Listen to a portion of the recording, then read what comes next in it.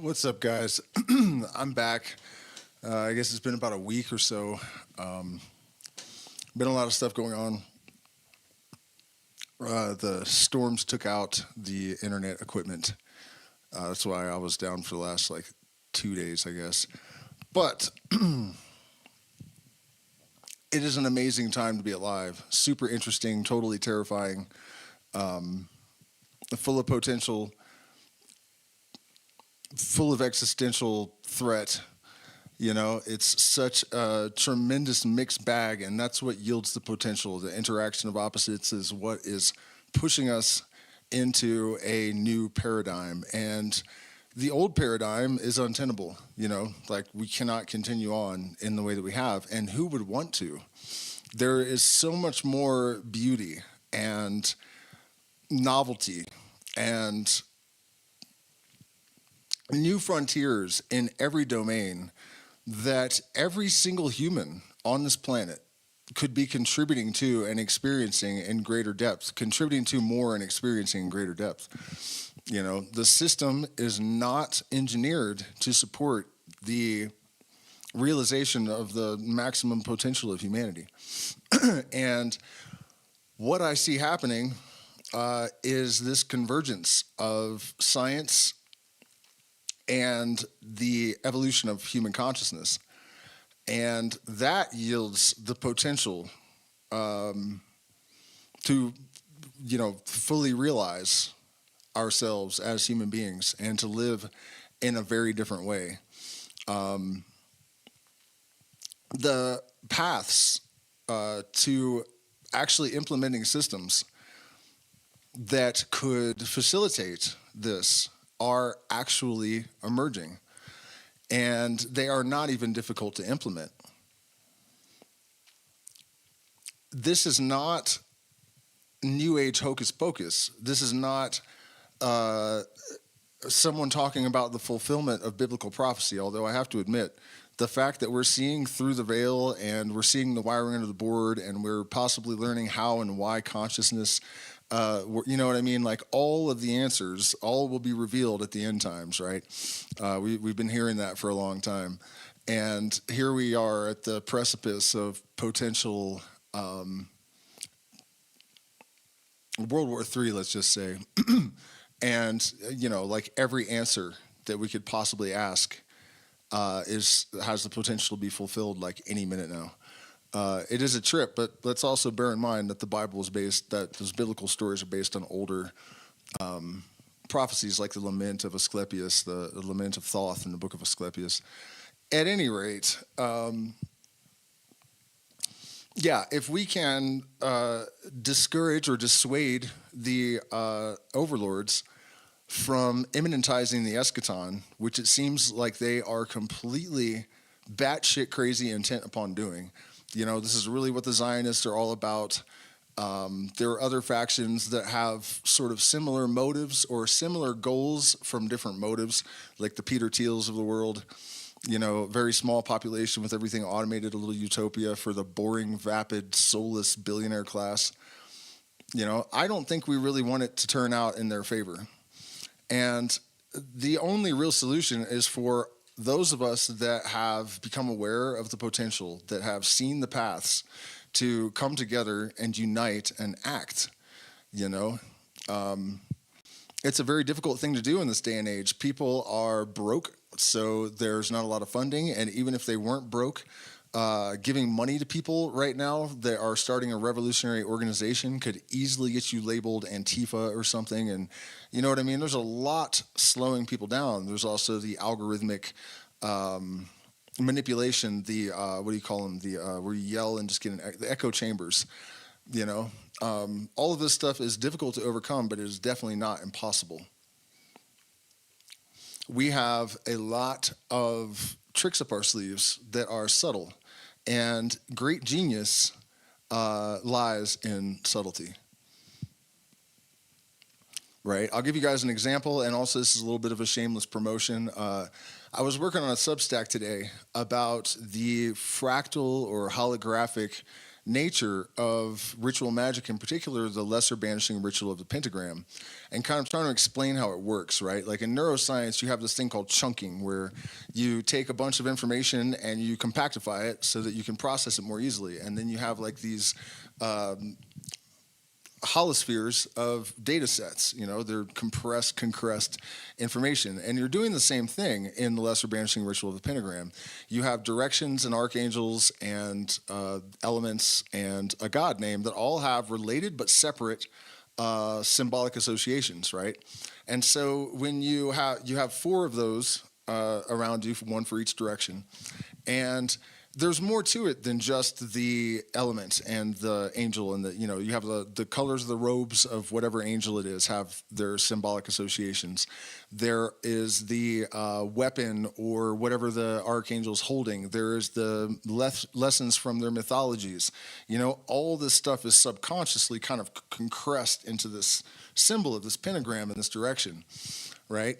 So thinking about this, I realized that these spheres are also dynamic systems, right? Because as the magician evolves and he's interfacing with this holosphere that he has created, actually he hasn't created it, and that's something we'll get to. Actually, we won't, because I'm not going to explain all this because it's on Substack already. Or it's going to be tomorrow, I guess. I haven't published it yet.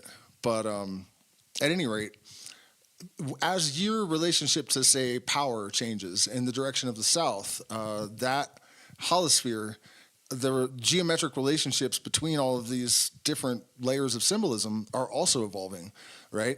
And then when you're tuning one of these relationships throughout this ritual, each one of the other spheres is going to evolve as well. So there's like this fractal connection of the consciousness. And then the larger sphere, right? Because when you start the ritual, you cast a circle, and the circle represents the microcosm. And the first thing you do before that even is you rise up, well, after the circle, sorry. You rise up and you identify with the Godhead. So you're acknowledging that there's this greater power that is you also, right? And then you proceed to engage with these chunks in the microcosm that is also connected to this larger sphere. And so you're interfacing with these spheres that affects all the other spheres, and you is also affecting this larger system. And like I said, I'm not going to get into tremendous detail about it. The more I unpack this, the more interesting and compelling, and the more the science is basically justifying and validating this ancient knowledge. Once you see how the holographic principle works and you understand integrated information theory and complexity science, right, and systems theory, and electrodynamic or electromagnetic energy and its relationship to consciousness, the more clear it is that whoever designed this ritual definitely knew all this stuff. And it doesn't have to be conscious. It could be that they understood it subconsciously, but they definitely knew what the fuck they were doing, long story short.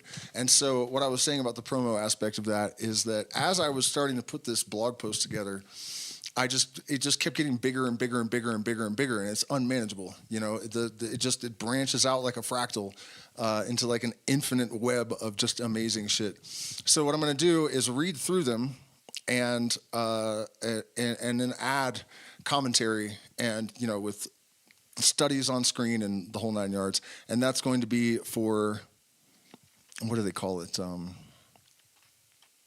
founding member tier. And occasionally the paid subscribers, the monthly paid, will get access to those too. The point is, though, that the more I worked through this post, the more I was completely confident that our internal development and the work that we do, even with each other, is very much impactful on the larger system.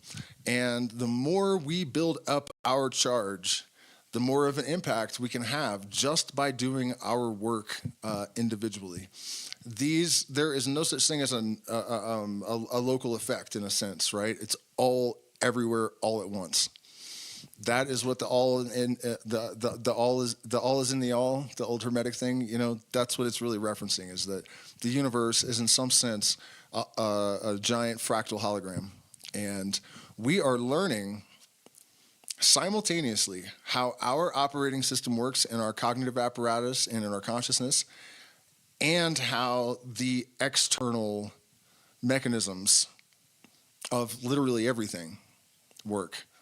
And as that bridge is connected, in the collective, in the micro, it's a recursive thing. So the individual makes connections, elevates itself, but the collective is also drawing the individual upwards. Oh, one more bit about this from information theory and complexity theory in regards to consciousness. So difficult to articulate all of this, but basically when I was talking about these holospheres in the lesser banishing ritual of the pentagram, and how this all has an electromagnetic basis, right? So this is not a real term. I just made it up today. The Hollis field, the fractal electromagnetic field, can store data, right? So the theory has always been in the Hermetic magical tradition that when people interact with a symbol, even over thousands of years, it makes the symbol more powerful because it retains information, right? So the pentagram is an extremely powerful symbol. And in the working space of the individual magician, the same thing happens. So especially if you're working in the same area all the time, you have your little temple set up. These pentagrams are retaining information. And so your life experience, all of your interactions are complexifying and creating greater points of density in the field.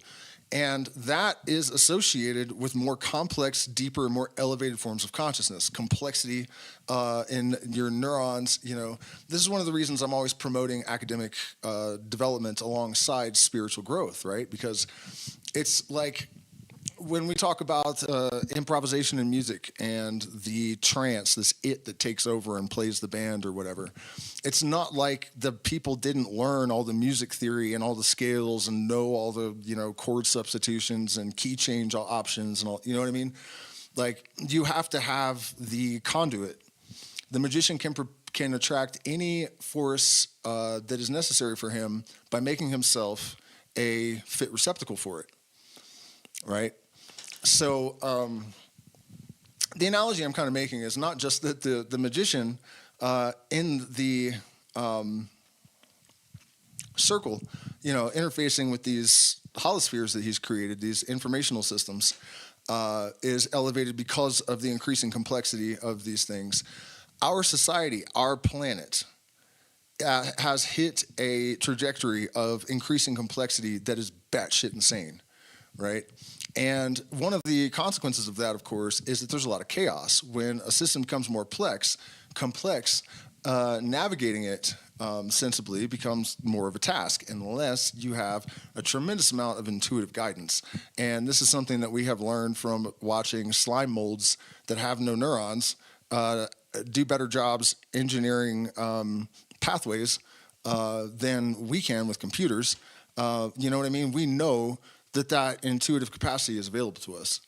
And so what I'm getting at really, though, is that if it's true that this complexity and density of information is the catalyst for deeper and higher levels of cognitive processing and consciousness, then the fact that our culture and society and planet are complexifying in that, this insane way is a guarantee that we're driving the human race into a higher cognitive state, right? So this kind of, what I just said is kind of like the point of my entire life, you know what I mean? And this channel and everything. This is what I've always been getting at, that we're sort of like, the deck seems rigged against us, but in reality, it's rigged in our favor. The universe knows what it's doing. And if you understand these things, then you know for certain what the outcome is going to be. It's pretty dope. So, it's funny. I almost feel like I just said everything I could possibly say about this in just like a burst, which I'm sure isn't true. If you guys have questions, comments, subjects that you would like to get into, throw them in the comments. It's definitely not good that I've been out of commission for a week or something because the algorithm just hates that. What was I going to tell? Oh, here. Did I mention that I discovered that I have a inherited neurodegenerative disease, and I'll probably eventually be paralyzed? I just found out a couple of days ago. I mean, I've kind of known something like that was going on, but I started losing. First, I lost the use of one ankle, and it was numb, and then it went away. I drank a lot of San Pedro, and that helped, and it went away. But now it's in the other foot, and it's going up to my knee. And then the other day, my hand kind of quit working and got numb, and then my shoulder over here. And so when this started drifting around, I started doing some research, and I was also thinking, my mom got hit by a dump truck in a car, when she was 27 or something, and started losing the use of her arms around my age. It's one of the reasons that she unalived herself. And I started to put two and two together with all of these other things and just realized, like, oh, this is some kind of neurodegenerative disease. So just wanted to mention that because I know I posted something about it in the Patreon and then I couldn't do the stream. So just wanted to clarify a little bit. It's not like I'm going to be in a wheelchair within months or anything like that, but it's definitely, it causes brain fog and cognitive problems and mood issues and all sorts of things that I had no idea what the hell was going on. I knew something was wrong, but that wasn't a neurodegenerative disorder was not among the candidates until just the other day. But it is also true that with colloidal gold and psilocybin, lion's mane, stuff like that, I can probably more or less mitigate the damage over time. Fairly confident of that. Problem is I can't get the colloidal silver or gold, that I need here. So if you're coming to one of our retreat events this winter, spring, summer, or fall, let me know if you're willing to bring me some colloidal gold, because all the colloidal gold that's available here is not high ppm, and it's not legal to order supplements, but you can bring them in a suitcase. You're not doing anything illegal. So I just wanted to put that out there because it's been on my mind. Also, I want to encourage people to join the Discord. We have a dedicated group of highly intelligent people that have some very novel ideas that really could have an impact and are viable. It's really been extraordinary to watch all this sort of develop. And the way it started, really, for me at least, the specific projects that we're working on, I just had this mental image of a sort of holosphere, I guess, like a sphere full of spiral arms of fractals. And I just knew that wherever they intersected was like a computational vector, and that's where cognition happens somehow. So a few days later, I asked some perplexity probably if this corresponded to anything like neuroscience or cognitive science, and it was like, yeah, actually 3 weeks ago, exactly what you're describing was described in some research paper. And I was like, that's pretty wild. So I had already been thinking about how algorithms in nature are somehow generating intelligence. And what triggered that was the slime mold I mentioned earlier. The Japanese scientists that noticed that this thing was better at engineering than they were, optimizing pathways, they figured out the algorithm that it uses and put it in a chip. And I thought, why aren't we just using nature's algorithms then to optimize all of our systems? And the answer to that question, unfortunately, is something called the Queen of Opinion, or the Queen of the World, who is opinion. Which is a complete falsehood. There's no arguing, really, about optimization of resources, education, healthcare systems, translating one resource into another. And with the technology that we have on the horizon, and even right now, with Fibonacci-based algorithms that are bias-resistant, so even if they were biased, they would work the bias out of themselves, which is, the biggest threat of AI. And anyways, it turned into this huge project that some of you guys have probably followed and might even be involved with. And while I was doing that, another one of us was simultaneously developing like the ground level stuff. It's difficult to explain, but it was exactly the other piece of the puzzle. And then I got in touch with a third person who was working on a program that solved a problem that was one of our fundamental issues. And all of this was happening independently at first. Now we're all aware that, you know, we're all been on the same page.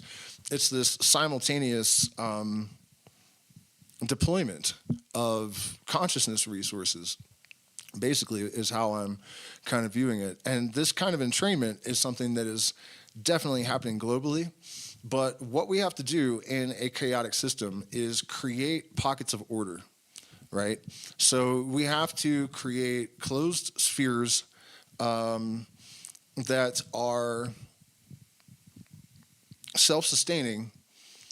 And while we're doing that, the rest of the outside world is going to blow itself up. I'm not kidding in the least bit. Like, this is science, right? I could pull up the thing and we could get really deeply into this if you want, but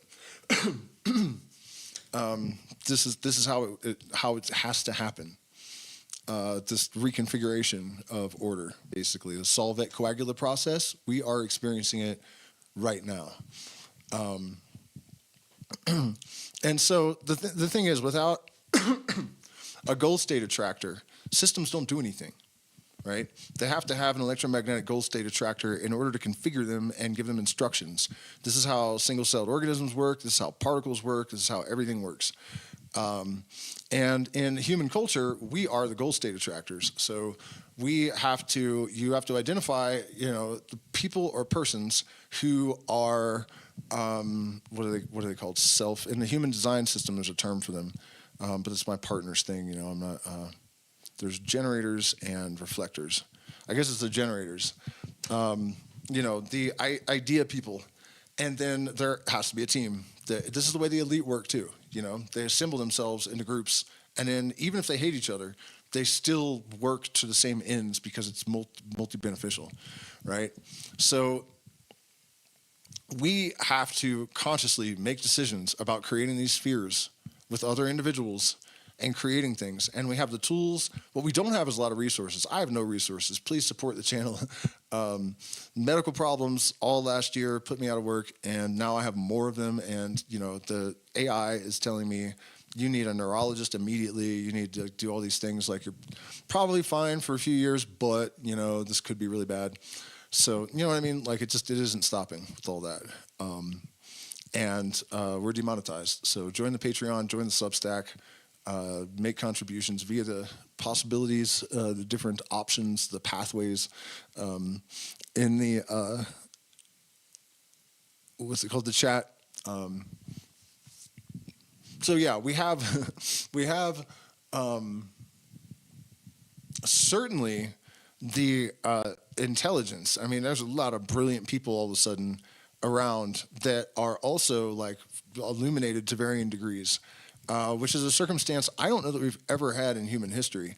You know, maybe back in ancient Greece or something, but certainly not in my lifetime. This is definitely a new emergent property of human societal complexity, right?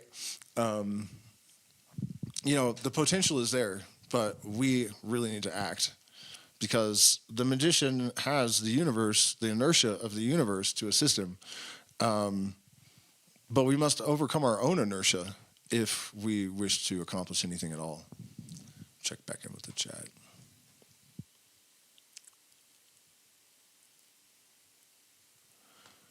Yeah, and if you guys aren't familiar, you know, if you go back and watch my fractal or universal algorithm streams, you'll see that, like, even if it's too much to actually implement, if the temporal parameters are not sufficient relative to our omega point,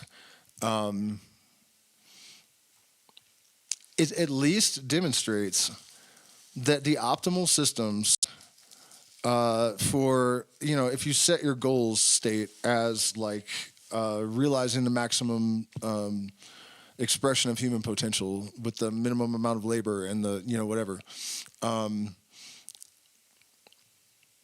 objective solutions that also are capable of dynamically balancing in real time, it's completely mind-blowing. But at any rate, you can see that with certainty, we can show beyond any argument that the best systems are easily determinable, and that the only reason that they're not being implemented in the United States in particular, because they are being implemented to an extent in a lot of like Norwegian countries and whatnot, is that it doesn't serve the purposes of the current status quo. It really is that simple, and it is a blasphemy of unspeakable, unthinkable even magnitude to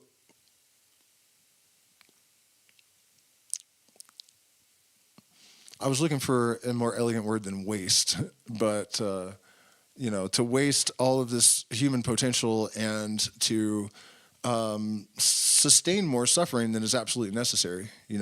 Nature will always impose difficulties upon us, but there is literally no reason in the world at this point why there should be more suffering on this planet than is necessitated by natural law. That's a fact. And there are so many people that have needlessly gone off the rails because they lied about psychedelics, because they lied about intuitive intelligence, because they lied about spirituality and religion. And it is really simple to undo all of that damage.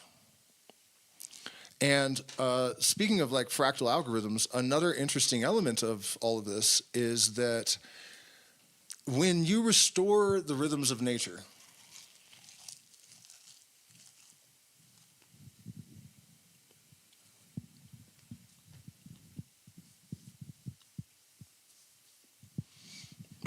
sorry guys, coca is definitely a necessary evil. I got to get down on its elevation, but we will be in the jungle in about a month, and I'm really excited about that. Send me an email if you want to join us. January 25th, I think we're starting the first event. But yeah, so one of the things that I've learned from all this is that, for example, the brain is synchronized with, it's not just circadian rhythm. There are golden mean ratios and that clock our cognitive processes, the modalities throughout the day. Certain types of decisions are best made during certain phases, right? Even our current like industrial modality, I guess, is already operating on Fibonacci principles subconsciously. The more we were to integrate an awareness of these cycles and incorporate them into our decision-making processes, our, global celebrations too. Like, for example, we know now that the peak of solar cycles is a tremendous opportunity for elevation of consciousness, for breaking old cycles, for insights and synchronicities increase, all of these sort of things. So between the technology and the awareness of things that the ancients have documented, and there's lots of that to fill in the blanks in the technology. If we actually were to let go of the old paradigms, the baggage of our ancestors, our existence on this planet, it's just unthinkable how different it would become, And all of the shit that the naysayers have is shit. Because consciousness does entrain. We know that for certain. And genius and transcendental states and all of these higher cognitive processes and states do correspond to higher cycles. And there is entrainment. So everyone will come. But everyone has to be, we have to have a majority moving in not even a majority, but we have to have some substantial portion, moving legitimately in the right direction. But this is not like at this point with all the research and stuff that I've done, like I can prove that all of this is as I'm describing, it's and here's another really scary thought. There is no doubt that the overlords don't know all of this as well.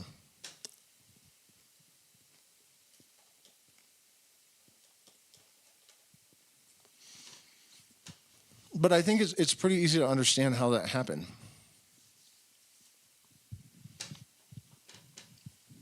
Genetic predispositions to psychopathy. Is it sociopathy? Those kind of narcissism. Even if narcissism isn't genetic, it's still hereditary in a sense because it definitely gets passed down a lineage in various forms. It mutates into bipolar disorder and borderline personality disorder and those kind of things. But I think probably the fundamental thing is like the psychopathy gene. All the inbreeding among the elites. There are even theories that they did it deliberately.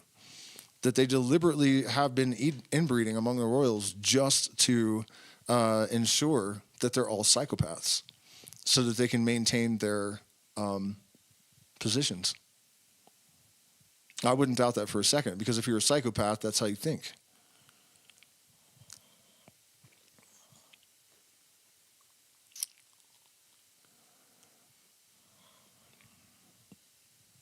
And so also when we look around the world and we see all these people that are so self-absorbed and everyone's becoming narcissistic, the goal state attractor is a psychopath.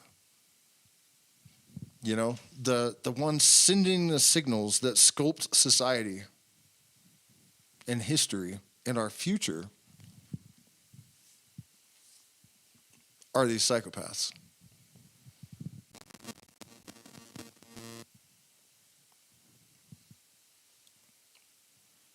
But there's only a handful of them, really.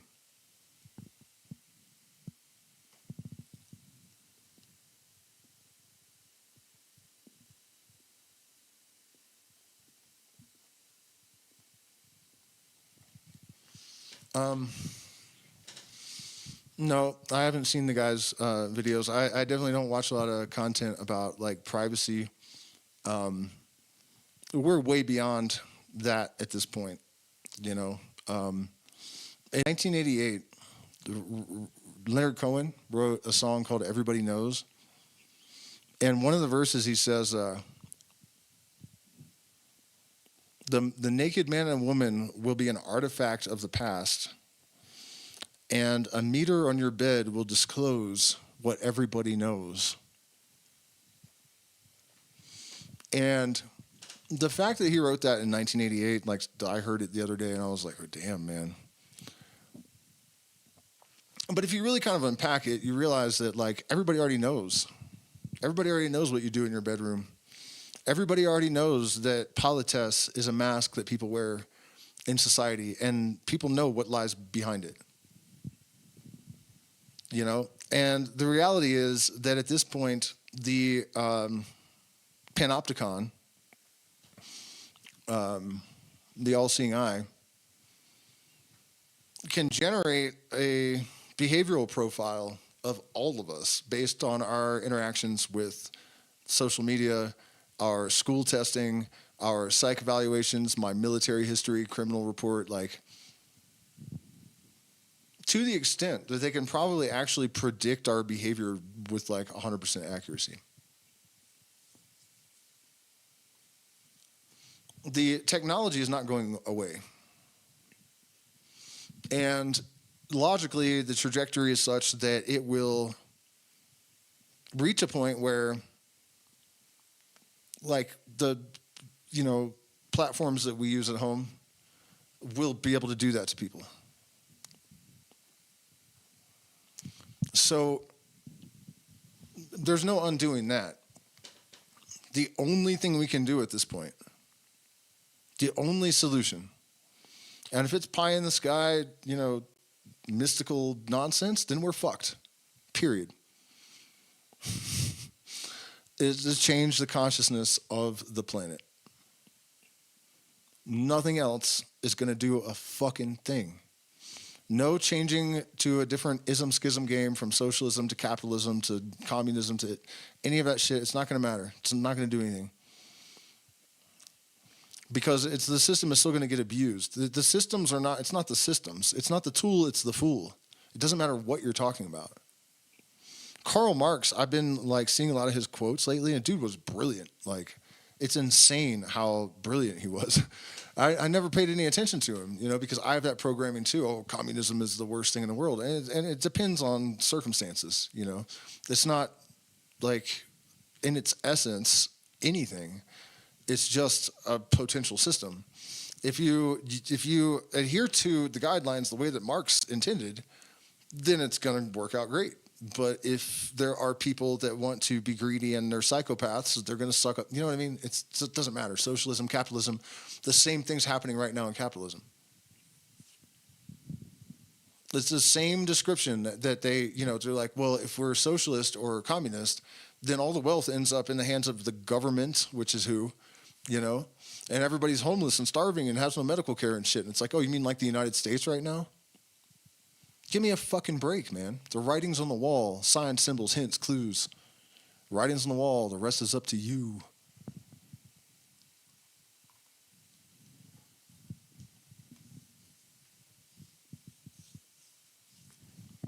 And it is the interaction of complexity that generates novel and higher forms of emergence, right? So hybrid systems are always the solution. One of my biggest gripes with the race purists out there in the world, of all colors, I'm not just singling out the white supremacists. There are racists of all nations and stripes. Is that it's pretty obvious that if you combine all the best characteristics of people on this planet from different races, you would have the optimal race, which would be no races, would be a blend of all of them. The best bands in history have been that this is just the formula. This is the alchemical process, or one variant of it. And the same is true for socio-political economic systems. And just the simple fact that we're continuously still talking about capitalism, communism, socialism, capitalism, communism, like a fucking broken record, like there's nothing else. In the last 150 years, nobody's thought of anything else, or especially in the U.S., because in other places, there are already hybrid systems, a lot of them, and they work way fucking better. And you know why? Those places have those systems in place? Some psychopath figured out that actually too much focus on self-interest is detrimental even to the overlords. It's like the European, the English, the British, the British and American overlords are just so goddamn stupid. At this point, they're undoing themselves along with everything else. You have a system that consists of collective intelligences, a bunch of different behaviors, whether it's particles or whatever. There's different ones, and they have an individual identity and a purpose, and then there's a collective thing that they do as a system, right? That's one level, and then you just keep scaling that up.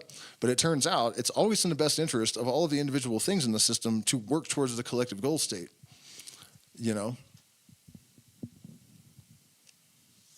That's just how nature's arranged. And it's beautiful. It's perfect. And obstructing that is literally evil. That's what evil is, basically. You're against God. If we want to think of the universe in its totality and its functions and formalities as God.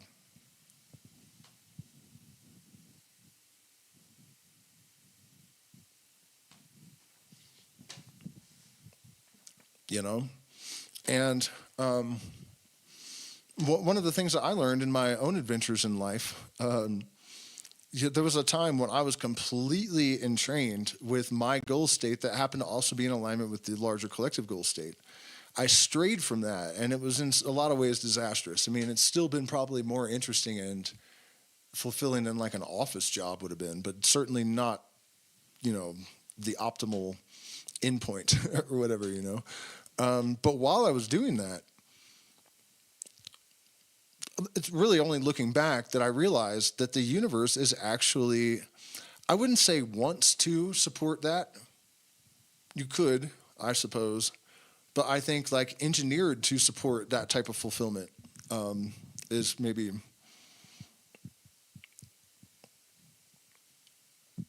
more appropriate. Because it just has to do with symmetries, different orders of symmetry, and electromagnetism. That these things actually play out. Whether there's some divine mind with a higher plan and it does want all of these things to work out to their optimal state, that's not, we're just not dealing with that right here. We're just talking about form and function.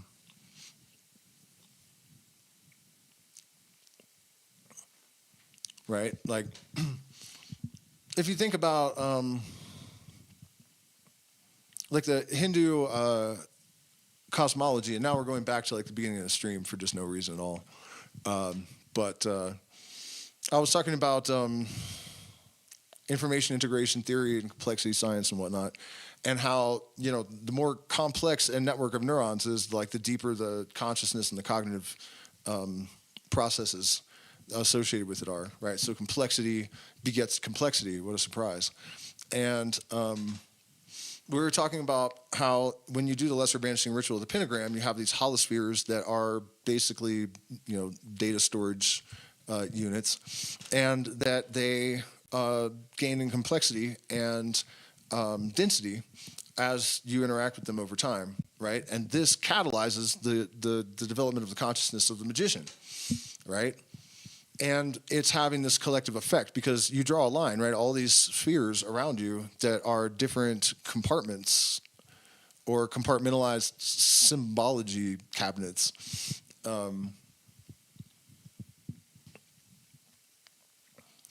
They're all connected, right? So when you tune one, the others are getting tuned too. And then there's a bigger sphere around the whole thing that is also being affected by this process. And eventually, it's going to reach an omega point where it cannot hold any more information. And then it's like fulfilled. It's done. So the universe at large does this as well. And the Hindus said that, how'd they put it? When the eye of God opens, the universe is destroyed. And when it's closed, we awake. Or something along those lines, right? So there's that omega point, right? There's also this idea in like scientific illuminism that there's that the universe is basically a fluctuating net zero. So it goes from basically from alpha point to omega point to alpha point to omega point. Now we have what's his name? Penrose's quantum loop cosmology, which is the exact same thing. That once all the possibilities are fulfilled without overriding any natural law, because that can't happen, then it just dissolves back into itself, and systole, diastole, like a heart contracting and expanding, right? So that moment of fulfillment of the highest possible potential is more or less a guarantee for every system, because we can see it, we can observe it happening on extreme subquantum, even microscales. And we have at least evidence enough to convince Penrose and others, And for what it's worth, I had the vision of this quantum loop and the whole, how it happens, how the information is retained, why it's retained. It's just like an oak tree and an acorn. You don't get an oak tree unless there's a record of fucking acorns, and it's all fractal, it's all holographic, so every system's doing the same thing, one thing doing one thing. It started out with a bunch of small crunches, right? The singularity, it's not a singularity anymore. If it, when it crunches, they call it something else. I think just a crunch. but it was very simple, and over time the laws and the properties of everything refined. That's why the cosmological constant is so perfect, right? It's like the chances of it being chance are like a number so big you can't count to it between the beginning and the end of the universe.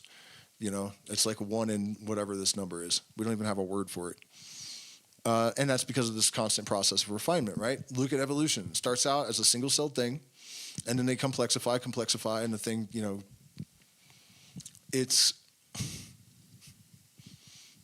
like the Taoist master. One of their things was that you could like observe a leaf spinning in a pool, and you could learn all the secrets of the universe from observing this one thing.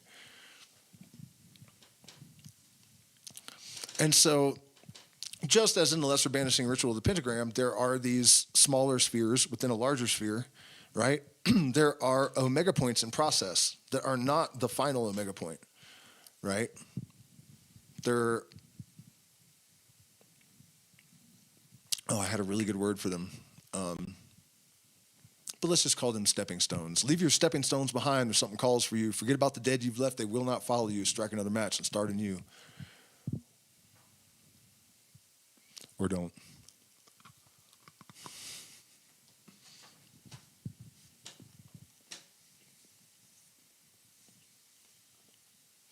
I mean, does that make sense? You guys feel where I'm going with that?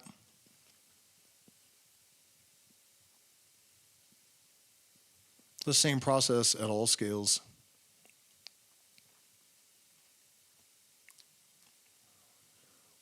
And the end result is basically guaranteed. The question that has interrupted my certainty in regards to that is the presence of free will in the human goal state journey, right? I don't know if the introduction of a sufficient amount of dissonance could actually disrupt this process or not. The thing is, the dissonance and the chaos is what births the higher order. So I'm going to go ahead and go with it's all good.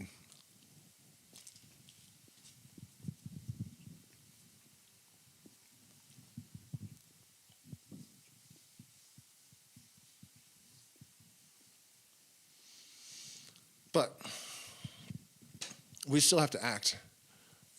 Our charge is to create. And before you can create, you must do work, son. I could pick up that guitar and play like Paganini or something. But I couldn't have done that 32, 35, 30, 30, 32, 33 years ago. You know what I mean?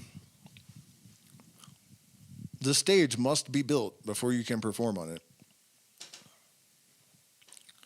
And the dwindling resources in society right now are not a coincidence. These motherfuckers know exactly what's going on. Why they wouldn't want to just go with it is beyond me, but I guess that's just psychopathy, and it takes one to know one.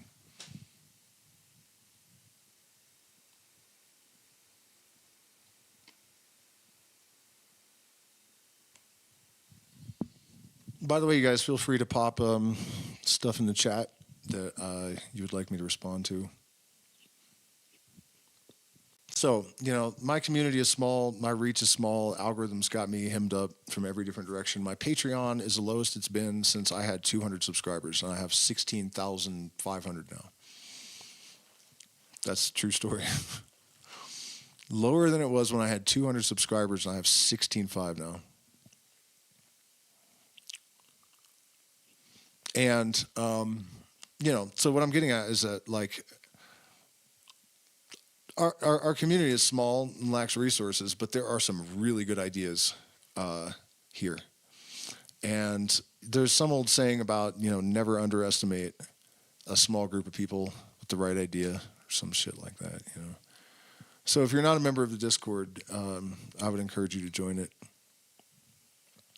Become part of the conversation. Substack is also promising. It doesn't look like they're shadow banning me there, so I may be able to actually rally some people.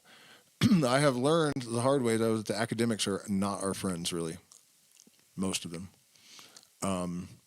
I've been able to get some attention from some pretty, illustrious, pedigreed people. You know, one neuroscientist was at, the event of his career in Geneva.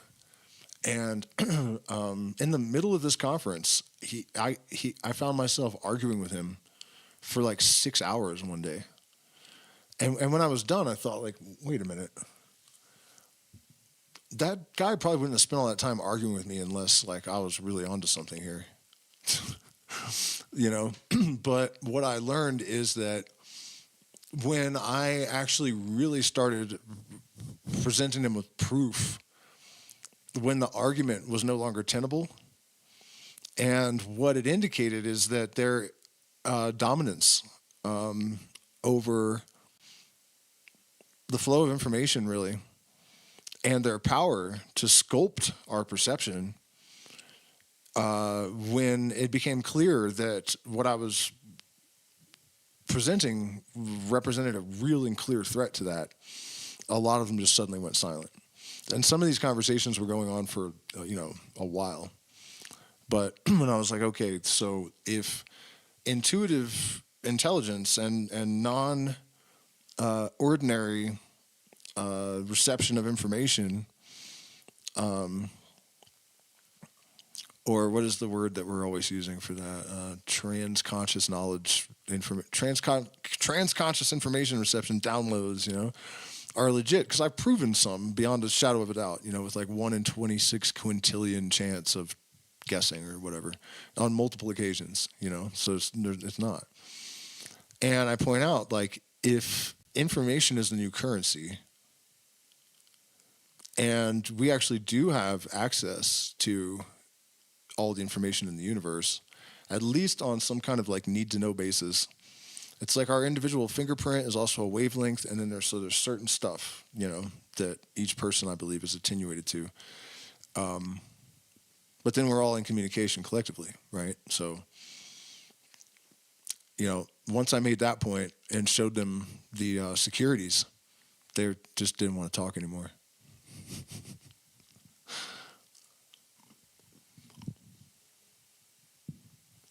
The only one that I think may really be egoless enough and willing to really play ball is Michael Levin.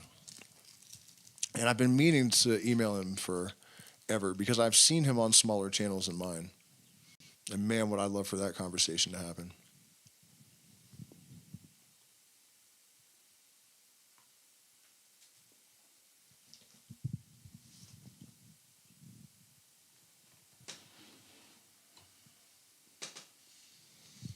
It's funny, too, because, some of these people were PhD psychologists. They're also interested in parapsychology. But as soon as you point out that the point of that is to undermine, institutional gaslighting powers and whatnot, they're like, oh, shit, I didn't even think about that.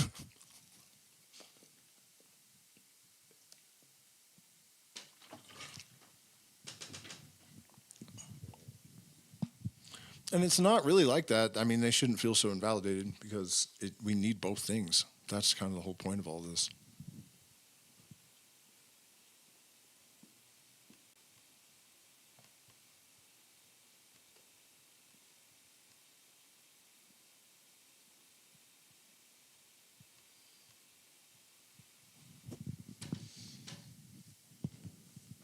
All right, guys, so we're kind of at that point where it's either suggestions, questions in the chat, or Illuminostic plays guitar for an hour and then goes to bed. Maybe I'm going to eat some more bone marrow. I made a huge pile of just bone marrow and ate it today because intuitively that's what I feel like I need. Also, I got these things that are awesome. They're caramel-covered cacao beans. Amazing. Phenomenal. So yeah, jungle, come see us in the jungle, starting in January, end of January, early February, through the fall, maybe forever. Who knows? We are going to talk about New-agey concepts of healing in a day or two, because one of the reasons I'm not talking much about what's going on with this neurodegenerative disorder that I've suddenly discovered I have is that whenever I talk about health issues, I get the most condescending, ridiculous, even harmful. Like, it's some of these ideas, they sound good on the surface, but if you really think it through, it's like such it's offensive to like decency to even think a lot of this stuff. And so I'm going to throw all those people under the bus during that stream, because I'm really tired of it, and it's something that needs to be addressed. I mean, the road to hell is paved with good intentions. That's all I'm going to say about that for this particular moment. In a few days, we're also going to get into the power of trauma and how to overcome it. At least what I've done and what I do with my clients to allow them to become fully realized, or at least more fully realized. Kind of shake the shadows out of your eyes and ears and mouth. Blast it out with light, if that's what must be done.